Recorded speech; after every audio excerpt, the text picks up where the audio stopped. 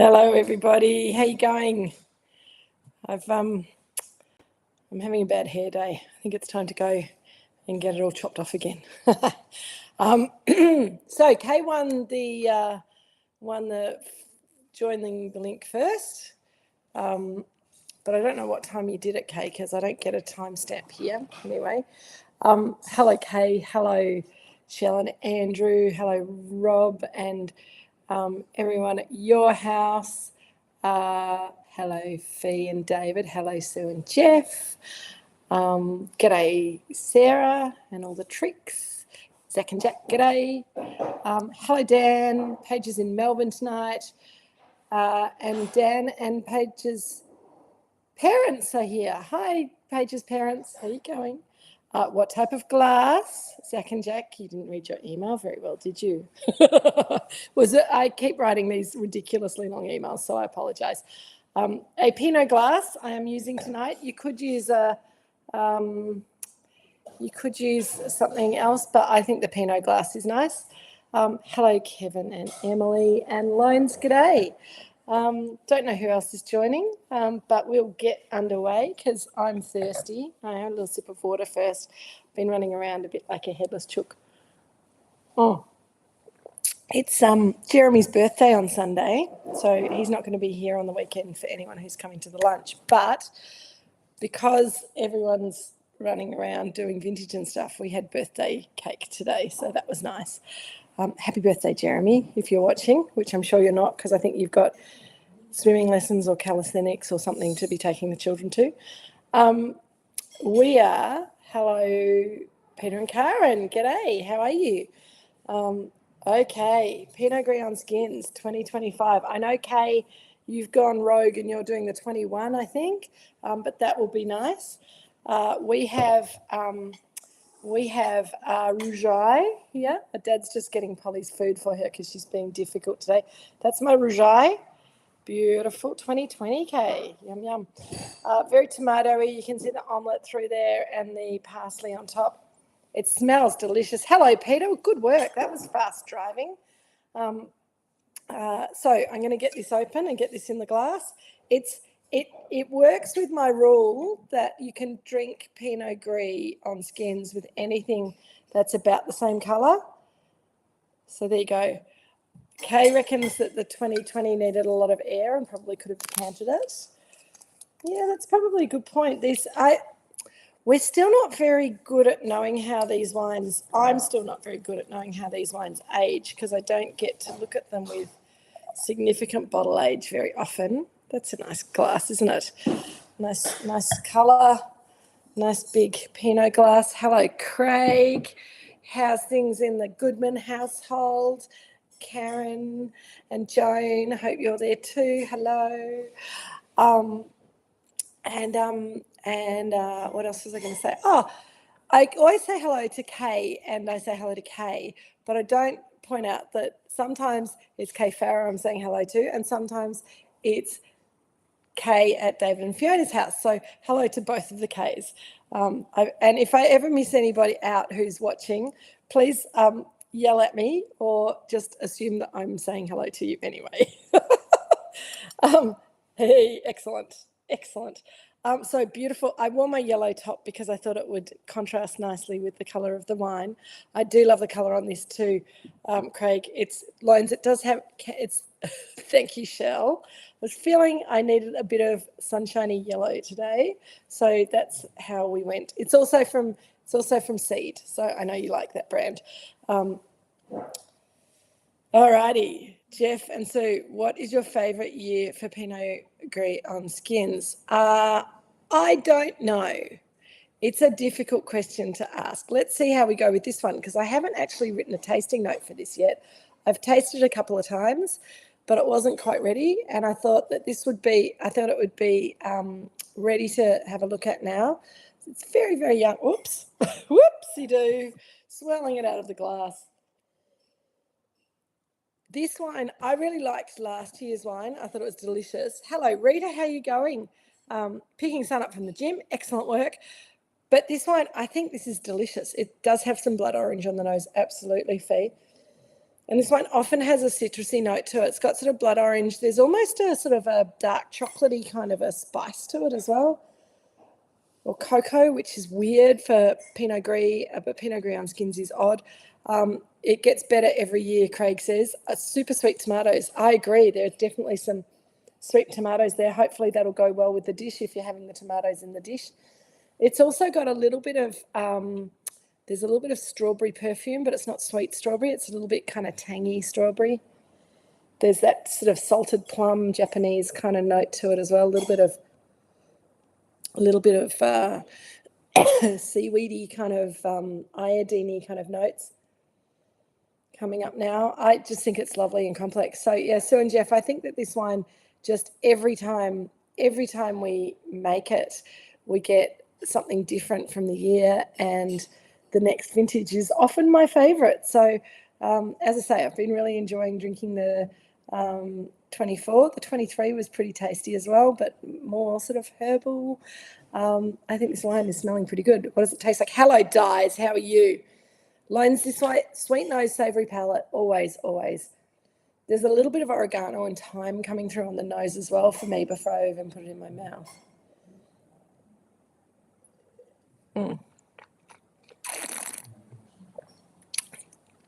Jill said, who's Dye? It's the Dyes, Jill. Nareem Dye and his family. It's very, so Craig's saying it's very at the front of the palate. Absolutely. I think that's the sign of it being almost too young still. I think as it sits in the glass, as it airs, possibly we should have popped this in a decanter as well. But I like seeing it evolve in the glass. It's very forward on the palate, so you taste it as soon as it hits the mouth, and then it kind of trails out a little bit at the back, gets narrower. It's very fresh and bright.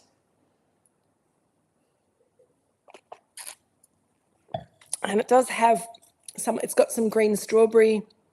It's got a little bit of rhubarb kind of tanginess to it.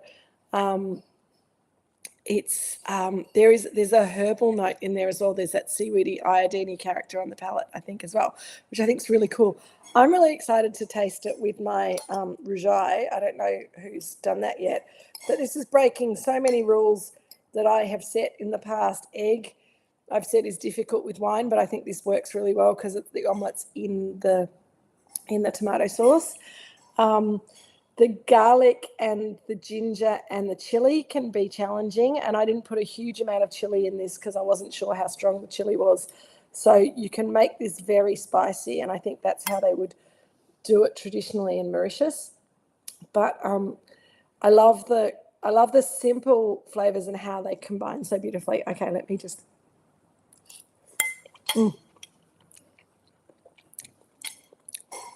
It's a really warming dish. Dan is saying, this is niche, but it reminds me a lot of a family recipe for a tomato relish. Are you talking about the food, Dan, or the wine? Because that comment could go either way.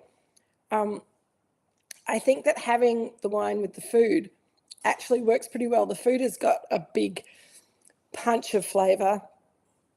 The wine. I agree. It's got some of those sort of those tomatoey characters and some savoury, sort of salty, oniony. It's almost like a caramelized onion kind of aromatic in that wine. That sort of sweet savoury thing going on. And with the food, with the garlic and the ginger and all of the bits of the Rougeai, it brings out some more richness in the wine. That it doesn't trail off quite as quickly. You feel a bit more in the mid palate, I think. I often find a gingery note in this wine, which I'm not seeing so much in the wine, but I think the ginger and the Rougeai is bringing a little bit of that gingery flavour come out in the wine as well, which I think is great. Peter and Karen are saying, I think it's going well with the Rougeai. I think it's holding up well to the chili. I maybe put a bit too much in, but it's good. I love the dish. Reminds me of, is that Mauritius? I agree. It's so this dish, I did tell you the story a little bit in my email, but I think it's worth the retelling. When I lived in Lyon in France, didn't have much money. I was a impoverished student, so couldn't really go around tasting all the wines and the delicious restaurant food there. But when Linda came over, she taught me this dish, and it's so simple and it's pretty cheap to make, and it's delicious. And it meant that we had enough money left over to buy a bottle of Cointreau, which was back then anyway pretty cheap in France, and a few limes, and we made a really good version of a caipirinha, but with Cointreau rather than the other stuff that they traditionally use in Brazil, which I've temporarily forgotten the name of. It's so much fun. It is. It's a little omarichi. Oh yeah, it is a little bit Japanesey. Yeah, absolutely. So yeah, I think when I was looking up before I remembered the name of it, because Linda always used to just make it, and I had to ask her years later what it was called. When I was looking up tomato, chili, ginger, omelette, rice, I got lots of Japanese and Korean recipes come up. So there's a lot of crossover in the traditions. Yum. And you can feel that full. It's a good food and wine match, isn't it, Jill? Jill's saying it's terrific with the wine. And I agree. Because you can make this dish much spicier. You can put more egg in it. You can put, I didn't put a lot of parsley in because I forgot to go down and pick some, so I just stole a bit from Mum's parsley here, so I'll have to go and get some more for tomorrow. But you can fill it full of parsley, and then or coriander, and you get that really lovely kind of burst of green freshness. You can, as I think Rita might have done, you can do prawns either on the side or in the sauce. Linda read this very, very quickly and thought I was just suggesting frankfurts. So I'm not sure if you're having your frankfurts, Linda, but you can actually, traditionally in Mauritius, they'll chop up frankfurts and sort of heat them up in the sauce as well, and you get a bit of meatiness in there as well. You can do chicken to fry it off and then stir it through at the same time as you stir the omelette through. So it's a very versatile dish. It's easy to make. It's cheap. It's a really good one to teach kids when they're going off to university, because you only need either an electric fry pan or a frying pan to do it. You can cook your rice in the microwave if you need to. It's very simple. Jeff and Sue are saying that their Belle Port Salut cheese is going really well with the wine. That's a lovely washed rind cheese from France, I believe, which would be delicious. And I think with this dish as well, if you haven't put enough chili in the tomato sauce, you can always squeeze a bit of chili sauce on top. Pizza's good too, Fee. Excellent. What sort of pizza are you having? Jones tomato mini quiche is going well. That would be delicious. Great for 16-year-old boys who are home from the gym and starving. We added prawns. Excellent. And Rita sent me a message via the WhatsApp saying, how many people does this serve? And it's sort of how long is a piece of string. Depends how hungry your people are. Depends how much rice you cook. You can, you know, if you're cooking for a student household and you don't have a lot of money, you can cook a bit more rice and beef it up like that. You can put more eggs in the omelette and make more omelette, so you get a bit more protein. And yeah, you can play with lots of things.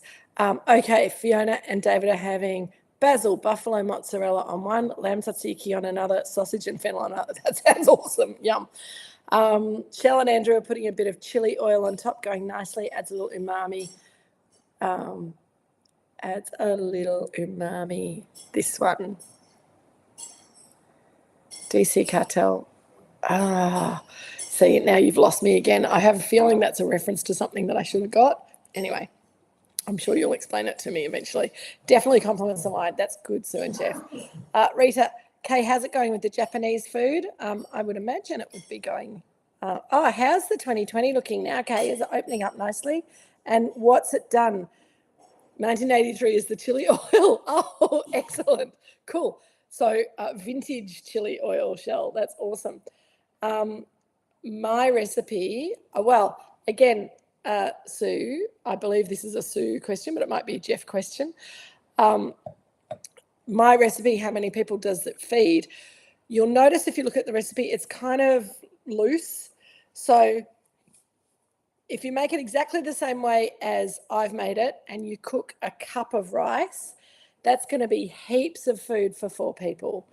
If you've got really hungry people in the household, put another couple of eggs in the omelette. So then, because the 6 eggs for 4 people is sort of an egg and a half per person. You might want 2 eggs per person. That works pretty well. If you want, you can do some grilled meat on the side or something like that. So, yeah, but for 4 people, I cooked half a cup of rice for Richard, Jill, and me. Jill and Richard, do you feel like you'll need some more food after this? Yes. Yep. Yep. Jill said that. Okay. So I did an omelette with 4 eggs, and I did half a cup of rice, and all the other ingredients were as stipulated in the recipe. And Mum said that would make a nice light meal for 2. You can have a little salad on the side. You can have some cheese and crackers afterwards or dessert. Just saying, you don't have to stop here. But when I was a student in France, it was an excellent stomach liner before we started drinking Cointreau caipirinhas. So it's got, the rice gives it enough sort of weight that it's a good filling meal. Oh yeah, Kate's going to Japanese after drinks with Kate, just some prawns at present. 2020 has lost some nose, very Aperol on the palate. To be honest, wouldn't hold it much longer. It's still nice though. I think that's right. I think that this wine is probably a 5 years in the bottle wine, but I don't know what it does after that, really, to be honest. We had a look at the 2019 together, and that looks pretty good, but again, I wouldn't keep it for much longer. Yeah. Craig wanted to know what vintage conditions affect this wine, or is it fairly consistent?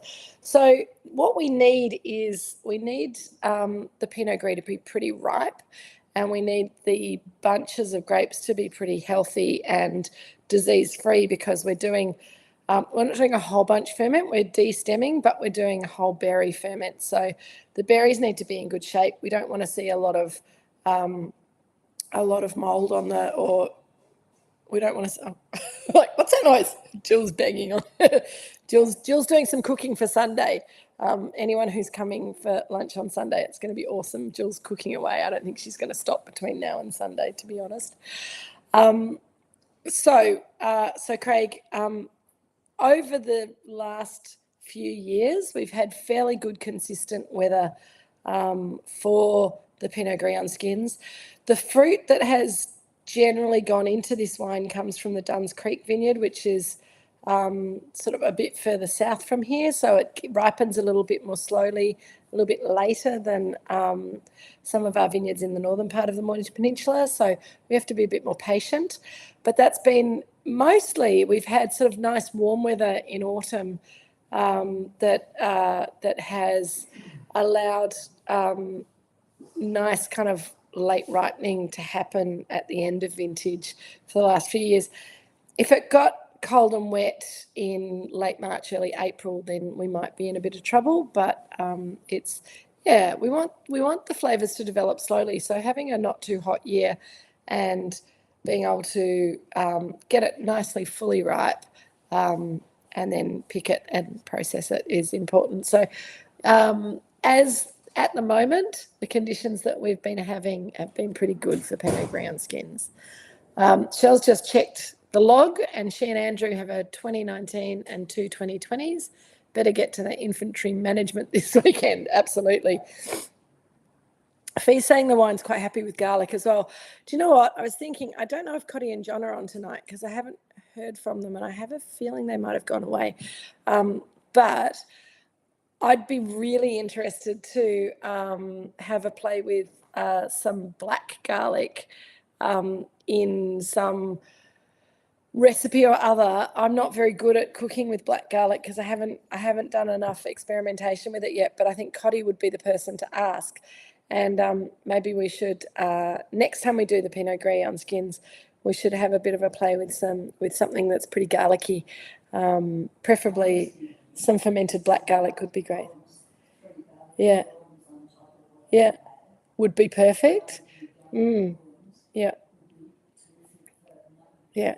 Can you guys hear what Jill's saying? Probably not. Okay, cool. Can you guys hear what Jill's saying? Probably not. But she just said that she thought that her immediate thought was garlic, and she thought that it would be amazing to have this dish with 3 garlic prawns char grilled on top of it, and that would be enough, and that would be delicious with the wine and a good meal. So that would be a good way to go. I think that's what Rita and her boys are eating tonight. So let us know if you put a bit of extra garlic on the prawns. I don't think that would hurt it either. You made garlic prawns, excellent. So yeah, I think that would be a really lovely match. Tell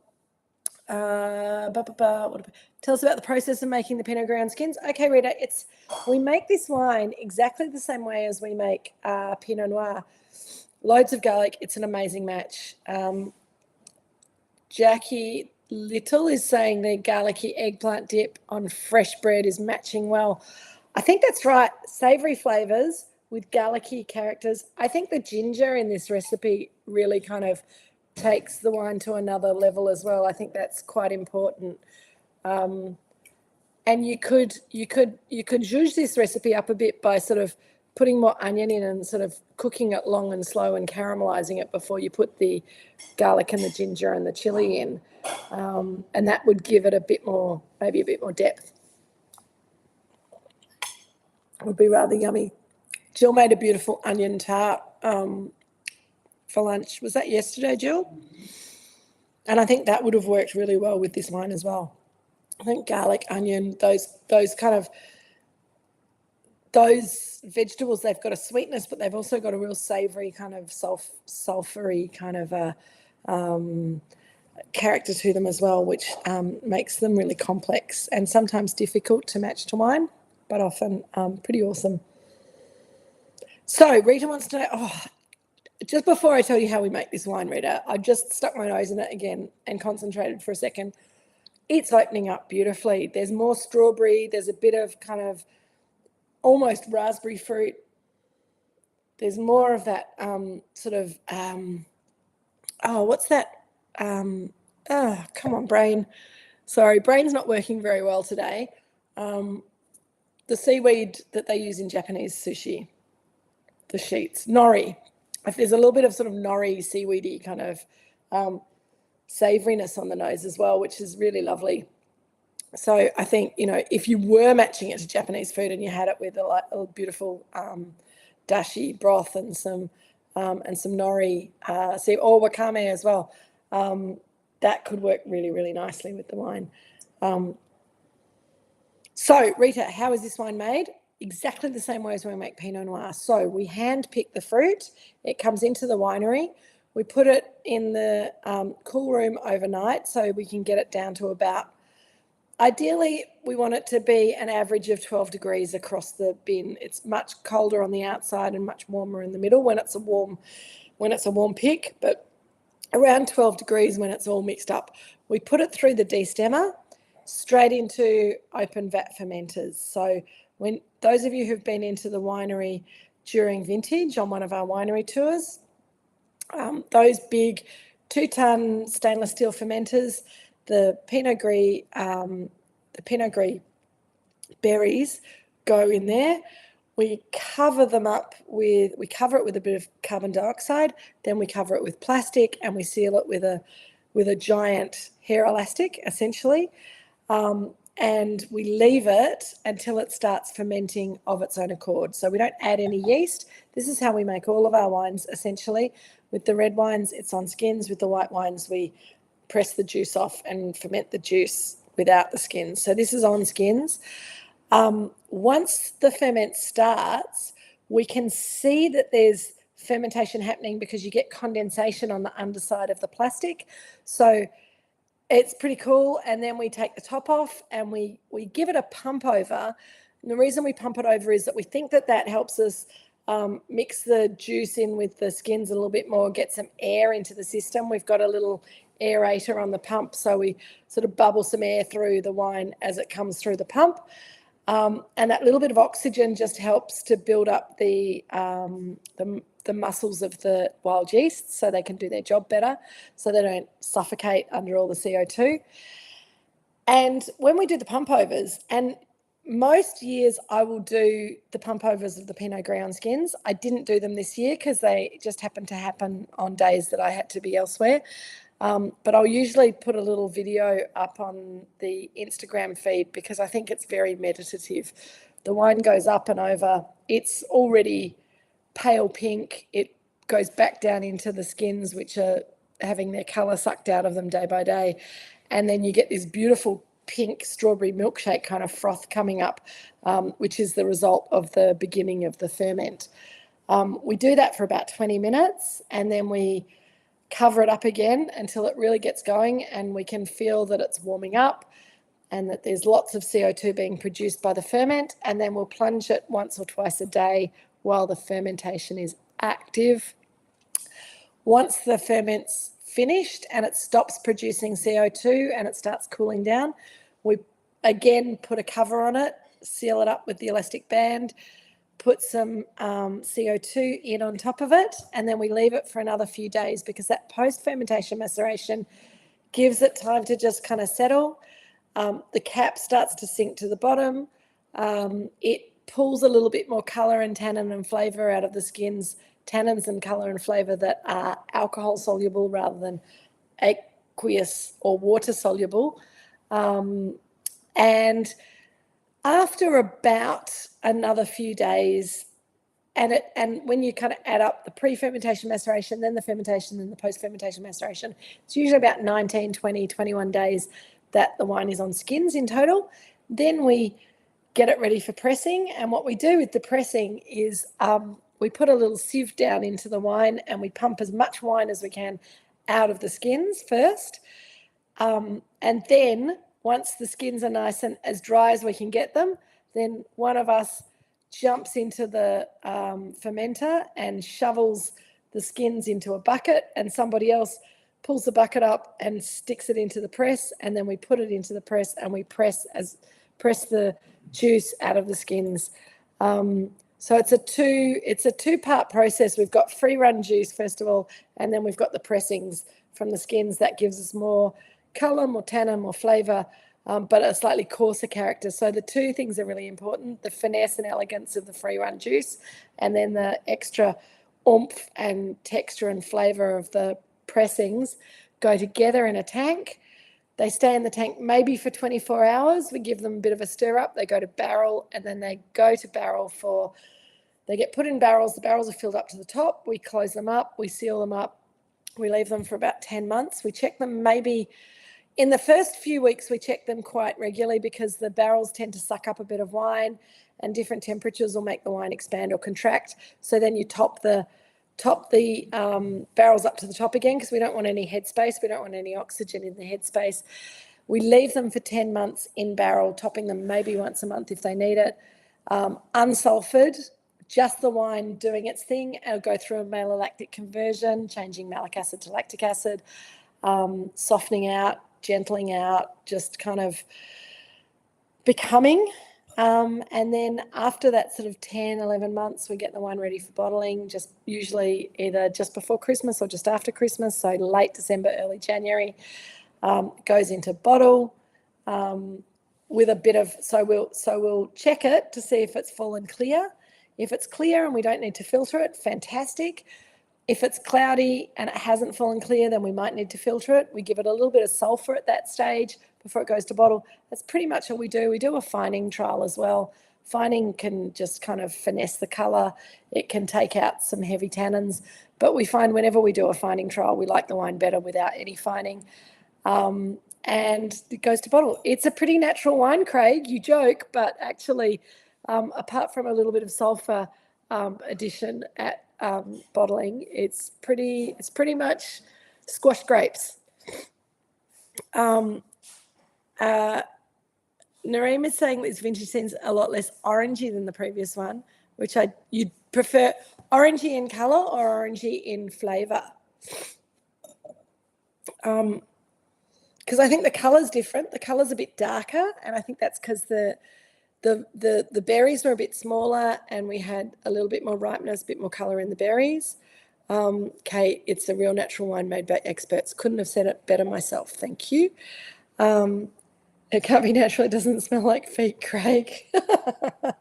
It's such a pretty colour. So usually this wine, when it's in barrel and it hasn't been sulphured, it's watermelon pink.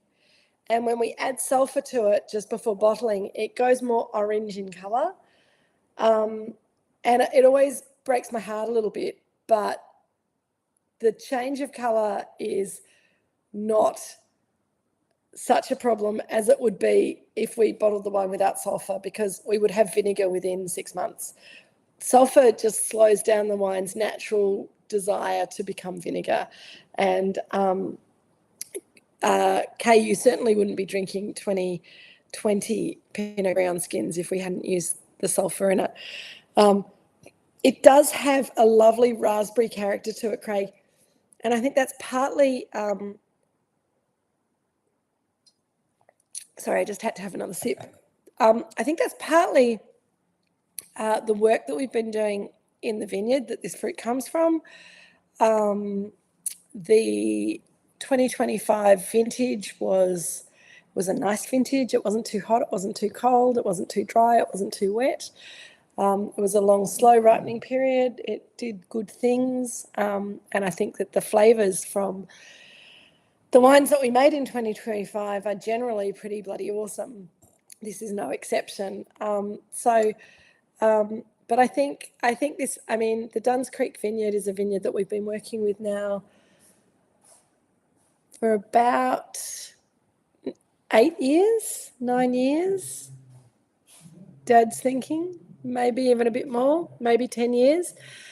And I think one of the things that's really important for us is with the vineyards that we work with, we do the viticulture, which means that we're always doing what we can to improve the vineyard and the quality of the fruit. And up to a certain point, that works. And the Duns Creek Vineyard, we've done a lot of work on, and I think we're getting much better quality fruit from it now than we were maybe 10 years ago. Would you agree, Dad? Yes.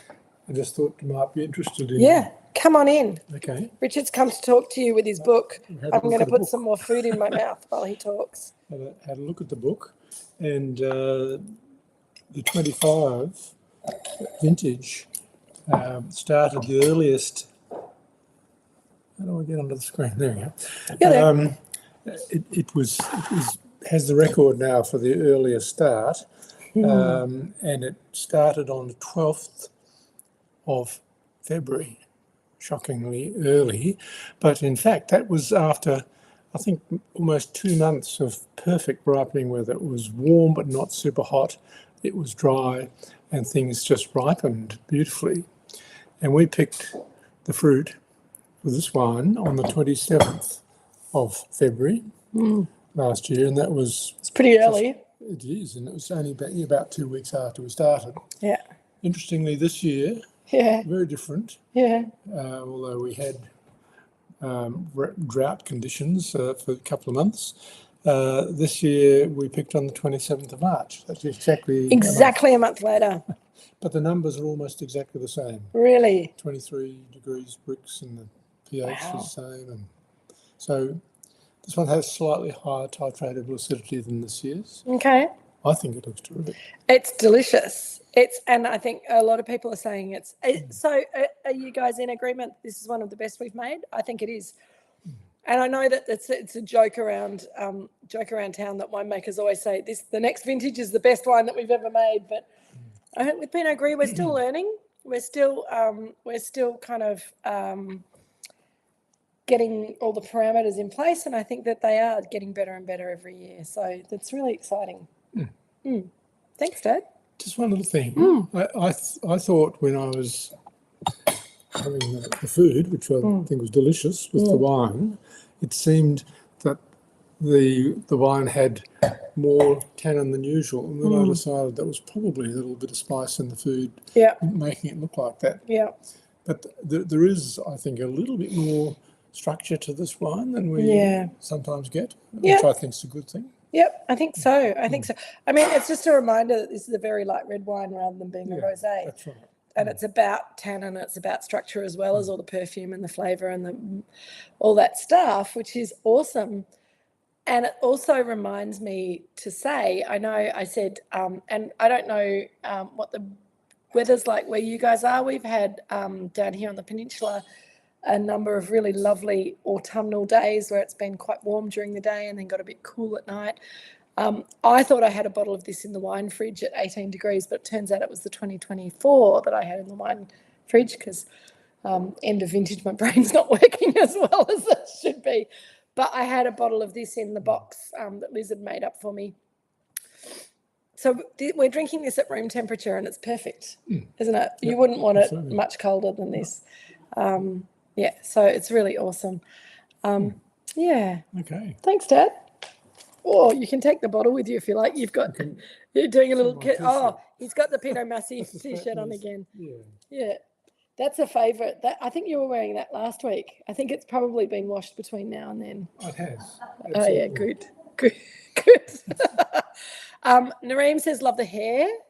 It's getting a bit out of control. I said to him today, I think it might be time to take to you with the clippers again, but he's going to leave it long until after the weekend. So anyone who's coming to lunch this Sunday will get to see Dad's hair in all its glory. I also am having a difficult hair time at the moment, so I'm very tempted to get it all cut short again. But Jill said it's not about my hair, so let's get back to your comments. Craig got into trouble about the feet jokes. Well, that's very bad luck. I'm glad that you all like it. What's different, Peter? Peter said different, interesting. Different from previous ones. Craig does keep putting his foot in it, Kay. That's absolutely right.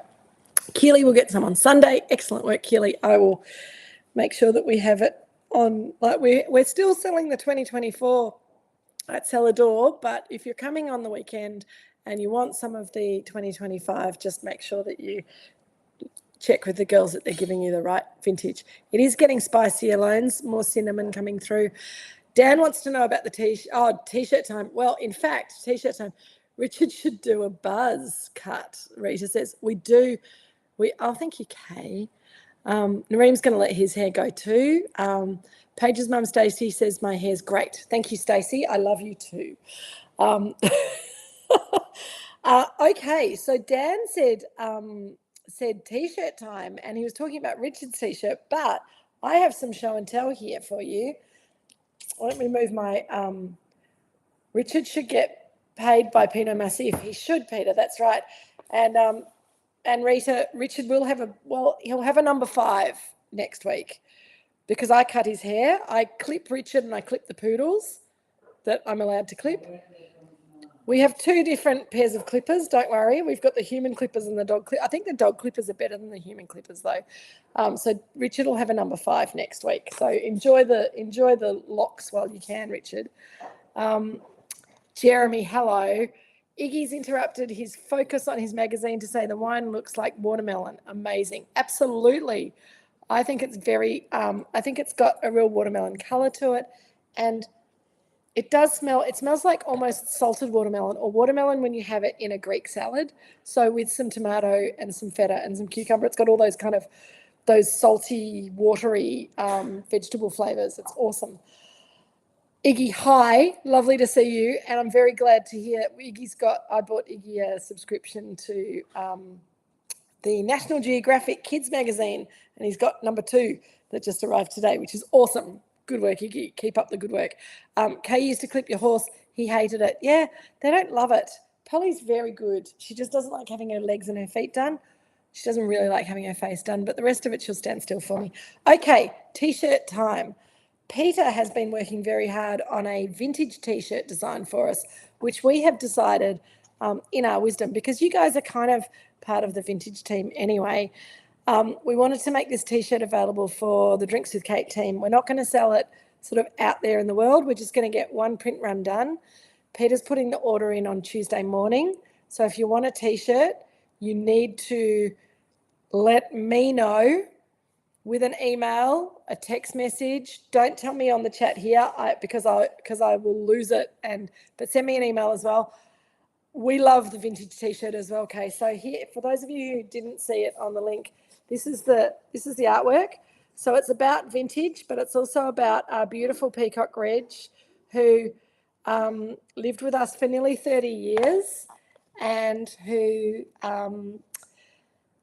went off into a corner and went to sleep forever last year. So we don't have Reg here anymore. It's pretty cool. So that's the design. That's a picture on a maple T-shirt. So we've got two different T-shirt styles. That's a maple T-shirt. It's got slightly shorter arms. It's got a slightly shorter length on the body, but it's supposed to be a women's shape. I like it better. I think it's very, very cool. That's the staple, which is the men's shape T-shirt, slightly longer arms, longer, narrower body shape. So we're doing both. We're going to do, gets complicated. We're going to do the maple in cobalt blue, which is this colour. It's pretty nice, isn't it? Cobalt blue, nice bright blue. You can't really see the colour very well on screen, but it's a dark, would you call it French navy, Jill? Or is it too blue? It's a lovely dark blue. Yeah, this is called cobalt. And this is called Midnight. This is the navy T-shirt. That's what we're going to do with the staple T-shirt. So this is a staple T-shirt with the bigger arms, longer. On me, this T-shirt works okay. Indigo Shell's saying. So this is a large. This on me works okay, but it gets a little bit stuck around my hips. So as a girl with curves, I like the staple, I like the maple better because it's a little bit shorter. It's slightly wider. It's got slightly shorter arms. Anyway, the deal is you have to pre-order it because we're just getting it printed the one time, and that order's going in on Tuesday. I think the navy's gorgeous, and if you're not quite as curvy as me, which a lot of you aren't, and Rita, a staple T-shirt would look great on you. So that's the navy blue. I'm not taking my top off and putting a T-shirt on, Nareem. You just have to imagine it.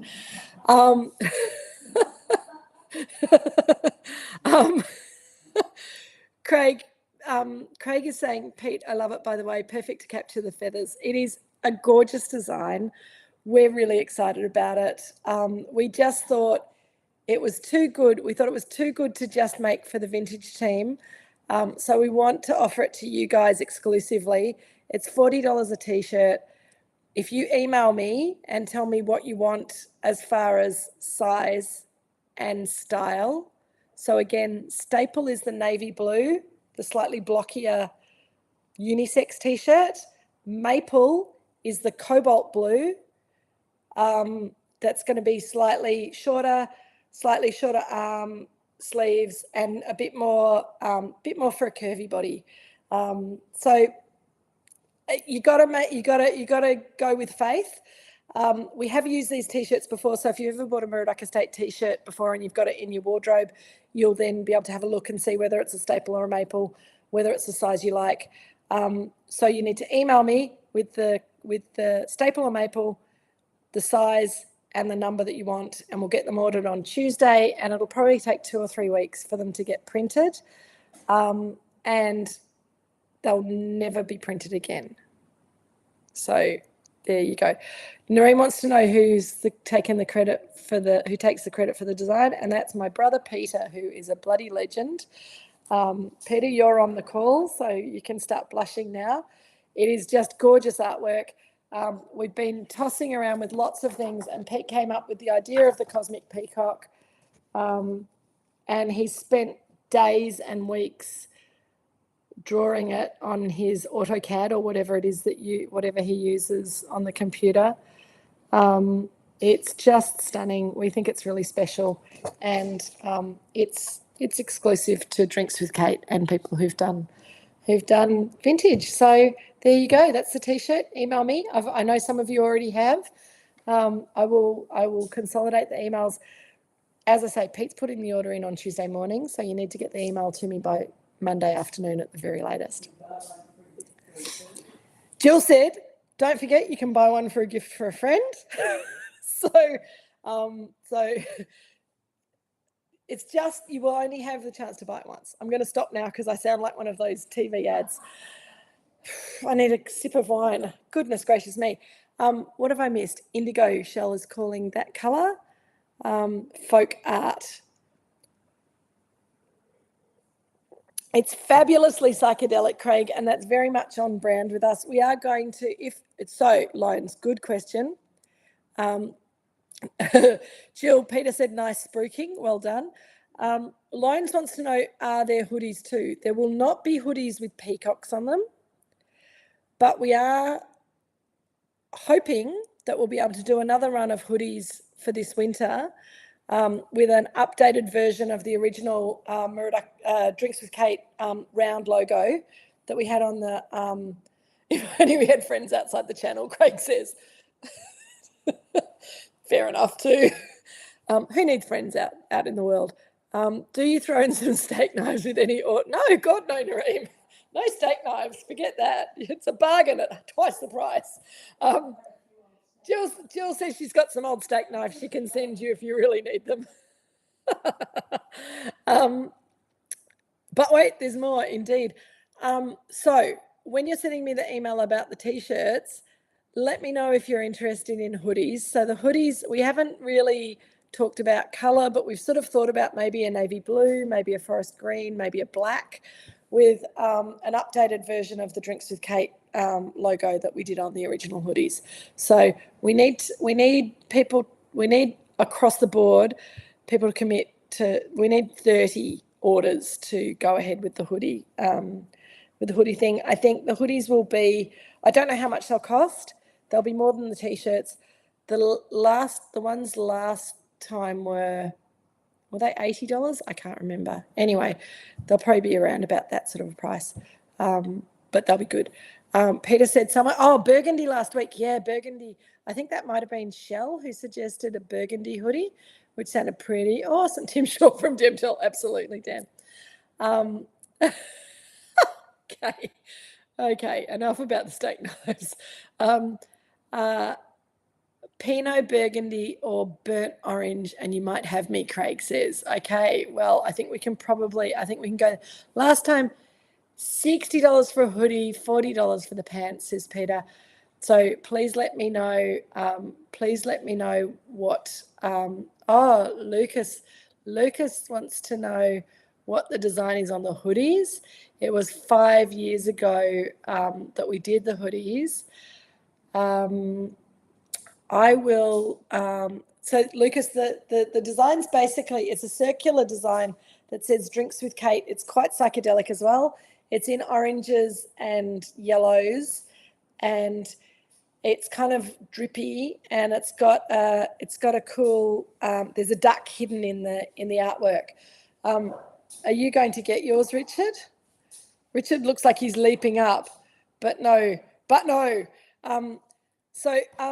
Lucas, I will send out, show Lucas the tattoos. This is great. Actually, that would be about the only tattoo I would get in my life, but I think they'd struggle to get the colours right. And anyway, the tattoo, Craig, is in a very private place, so I won't be showing that.